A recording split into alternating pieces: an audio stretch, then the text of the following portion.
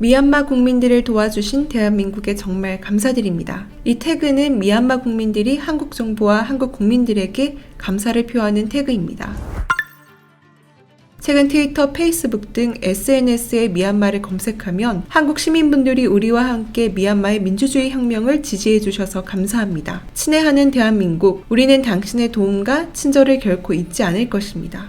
등의 글을 다수 확인할 수 있습니다. 미얀마 시민들은 왜 이렇게 한국에 고마워하는 것일까요? 지난 2월에 발생한 미얀마 군부 쿠데타가 일어난 지 벌써 반년 가까이 지났습니다. 미얀마 군부 세력은 시위가 강한 동네에 불을 지르거나 시민들을 향한 폭력과 사살을 계속하면서 시민들을 탄압해왔습니다. 특히 지난 3월 27일 미얀마 반란 군부는 군의 날인 이날 5세에서 15세 어린이 4명을 포함한 최소 114명의 자국민을 학살했습니다. 일본 미얀마의 시민은 쿠데타 군부의 만행을 군경이 시민을 닭잡듯 죽이고 있다라고 증언했습니다. 3월 27일에 얽힌 미얀마의 역사가 있는데요. 미얀마 역시 한국처럼 일본의 지배를 받았던 시기가 있었습니다. 1945년 3월 27일 미얀마 국민들은 일본군에 강하게 저항하였는데요. 이를 기념한 것이 3월 27일 저항의 날입니다. 그러나 1962년 쿠데타로 정권을 확보한 미얀마 군부가 이날을 미얀마 군의 날로 바꿔 자신들의 축하 파티로 의미를 더럽혔습니다.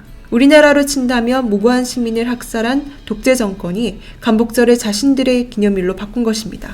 학살이 한창이던 3월 27일에도 미얀마 군부 세력들은 태연하게 미얀마 군부의 날 행사를 개최하고 중국과 베트남, 러시아 등 여러 나라를 초청하였습니다. 군부 세력들이 자신들의 파티를 즐기는 동안 군부 세력들은 집에 숨어있는 이들에게 찾아와 남녀노소 불문하고 사격을 가했습니다. 그런데 이제 더 이상 미얀마 군부 세력이 미얀마 시민들에게 총칼을 겨누지 못하게 된다고 합니다. 그 이유는 지난 18일에 UN 총회가 미얀마 사태를 규탄하고 미얀마로의 무기 수출 금지를 촉구하는 결의안을 채택했기 때문입니다. 이 결의안이 채택되기까지 대한민국은 끊임없는 지지와 응원을 해왔습니다. 한국 정부는 외교력을 동원해 미얀마 사태 해결에 나섰습니다. 그 방법은 동남아시아 국가들의 미얀마 군부 세력의 지지를 끊어내는 것이었습니다. 대한민국은 세계 12개 국군과 함께 미얀마 군부 세력에 엄중 경고를 보냈습니다. 그 결과 지난 18일에 UN 총회가 미얀마 군부 쿠데타 발생 4개월 만에 이를 규탄하고 미얀마로의 무기 수출 금지를 촉구하는 결의안을 채택했습니다. 찬성 119표, 반대 1표, 기권 35표로 미얀마 군부를 규탄하는 내용과 미얀마의 무기 수출을 제한하는 결의안이었습니다. 한국 정부는 동남아시아의 지지를 이끌기 위해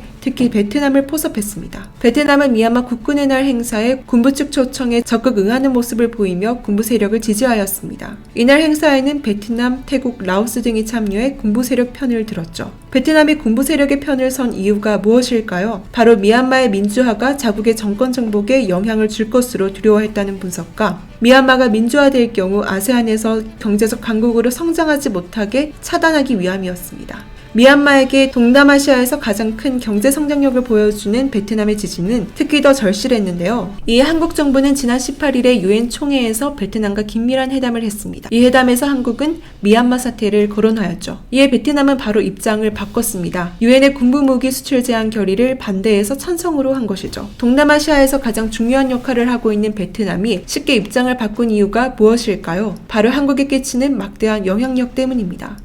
한국이 베트남에 막대한 영향을 끼칠 수 있는 첫 번째 이유는 한국과 긴밀한 경제협력 관계를 맺고 있기 때문인데요. 말이 협력이지 사실 베트남의 경제를 한국이 먹여 살린다 해도 과언이 아닙니다. 베트남은 한국의 말이라면 무조건 들어야 하는 이유가 있는데요. 베트남의 전체 수출액에서 한국 기업이 차지하는 비중이 35%에 달합니다. 현재 베트남에 진출한 한국 기업은 9천여 개를 넘어섰으며 그중 제조업이 70% 정도 추정하고 있습니다. 베트남은 요즘 10% 이상의 경제 성장을 자랑하고 있었는데 이 성장은 모두 삼성이 스마트폰 생산 시설을 설립한 이후 많은 기업들이 베트남에 진출했기 때문이었습니다. 결국 베트남은 한국 때문에 엄청난 성장을 하게 된 것이죠. 베트남 총리는 기회가 있을 때마다 삼성 이재용 부회장에게 반도체 투자해달라, 한국 기업인들과의 세미나 자리를 만들어달라라며 떼를 썼죠. 베트남 총리까지 나서서 한국 기업에게 매달리는 이유는 베트남의 경제 성장을 주도하는 다른 한국 기업들까지 놓치면 베트남 경제의 미래는 없기에 한국과의 관계는 베트남에 중요할 수밖에 없죠.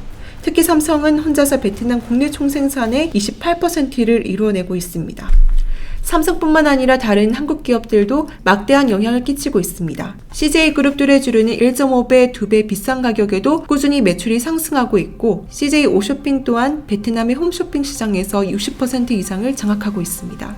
LG 생활건강과 아모레퍼시픽 역시 한류 열풍을 타고 매년 40% 이상의 성장세를 보여주고 있습니다. 삼양식품은 현지인의 입맛에 맞게 현지화에 성공했습니다. 특히 불닭볶음면이 젊은이들 사이 간편 음식 입소문을 타고 매출이 2배 이상 껑충 뛰었습니다. 포스코 역시 분야별 전문가가 프로젝트를 진행하고 구조물 외에도 건축, 기계 설치 등 업종 분야를 확대해 나가고 있죠. 이에 베트남은 자국의 경제를 활성화해주는 고마운 한국 기업에게 한국 기업 모시기 정책을 실시하고 있습니다. 한국 기업 모시기 정책은 한국 기업들에게 기업을 운영하기 좋은 환경을 제공해 주는 것인데요. 세금 감면, 안정적인 고용 환경 등을 보장해주며 매달리고 있는 상황이죠. 그러나 베트남에 진출한 한국 기업들은 공산당 특유의 비즈니스 문화와 베트남 정부의 투자전과 투자후가 바뀌는 태도에 삼성을 선두로 다른 나라로 이전하기 시작했습니다. 최근 삼성 공장이 자본 투자와 값싼 노동력을 이유로 베트남에서 인도로 이전하기에 베트남 입장에서는 참담한 심정이었을 것입니다.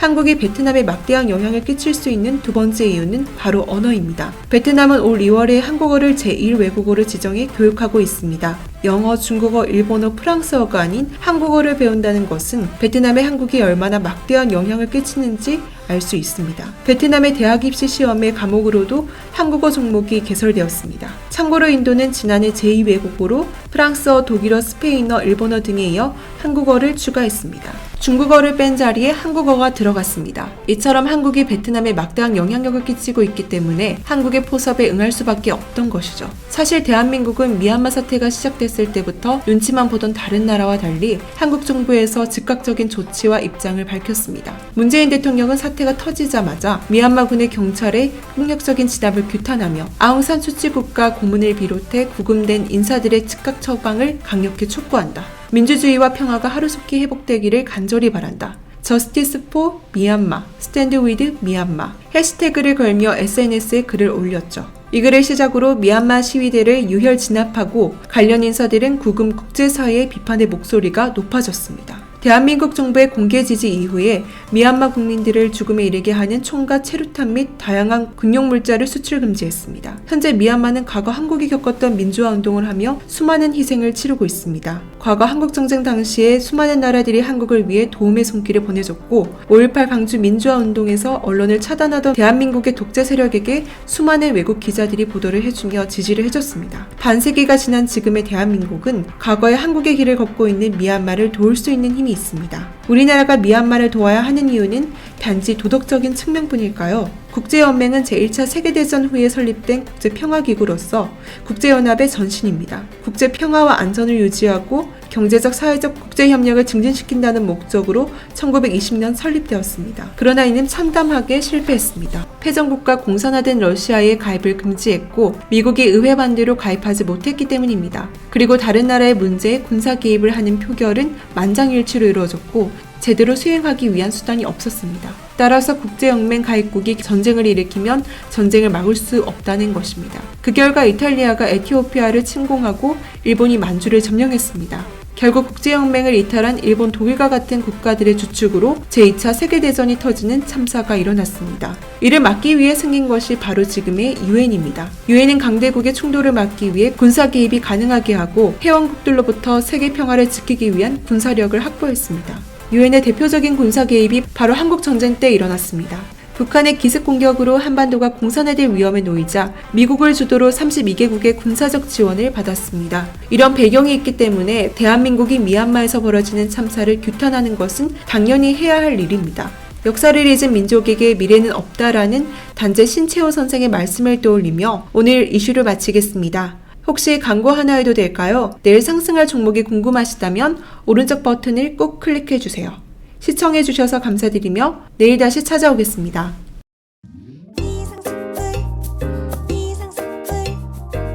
주식을 모르면 이상스쿨. 주식 모르니 이상스쿨.